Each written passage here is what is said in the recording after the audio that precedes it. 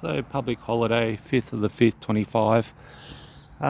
So today I welded that up and I made that again. So I only started at 2 o'clock and it's almost 4 now.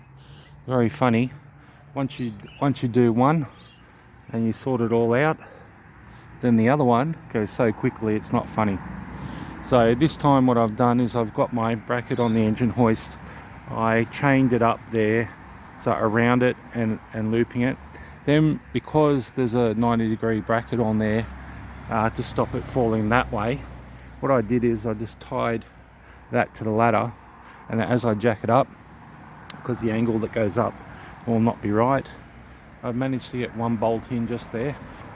So instead of using the temporary bolt, I might as well bolt in the proper one, and I'll keep the tension on it. And then what I do with that is I'll undo that chain and I'll loop it around there and then to there, and then padlock it, then get the level and level it out by using the engine crane with a block of wood. So I'll take the metal thing that I made off and just put a block of wood there and jack it up until we get it level, and then we drill a hole over there, and then we'll G-clamp them, put one bolt through and then G-clamp them, and then drill the other 2 holes through that. So this has actually gone a lot quicker today.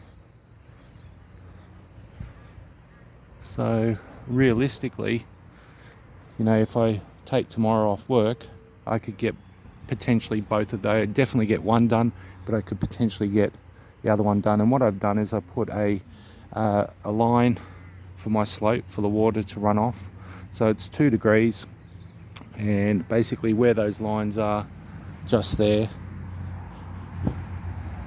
So I measured from the top there and then came down with my I've got this digital angle thing for my mill, so I just use that to get my degrees, so the water will slope off that way, and then we'll put a gutter along the back.